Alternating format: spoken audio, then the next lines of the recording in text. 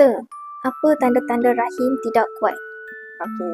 Assalamualaikum. Kita temu kat sini. Kita temu nak jawab soalan awak. Apakah tanda-tanda rahim seorang wanita itu tidak kuat? Nombor satu, apabila korang berusaha untuk nak mendapatkan zuriat, korang boleh lekat.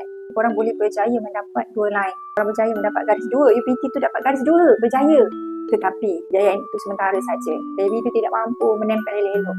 Jadilah keguguran. Dan nanti awak boleh dapat lagi. Awak boleh pregnant lagi. Dapat lagi dua line. Tapi gugur lagi. So kerap sangat gugur. Itu adalah tanda-tanda yang rahim kita tu tak kuat. Ataupun korang selalu mendapat chemical pregnancy. Nombor dua, korang selalu dapat chemical pregnancy. Maksudnya korang sama juga, korang dapat dua line positif UPT tu, kemudian kata period. Tapi bukan keluar janin tu, tapi sekali tak nampak pun kantung tu. Tu hilang. Nanti jadi lagi. Itu kita panggil chemical pregnancy. So senang untuk kita cakap untuk siapa rahim tak kuat ni, bila pregnant je jatuh. Okay? So korang macam tu ke?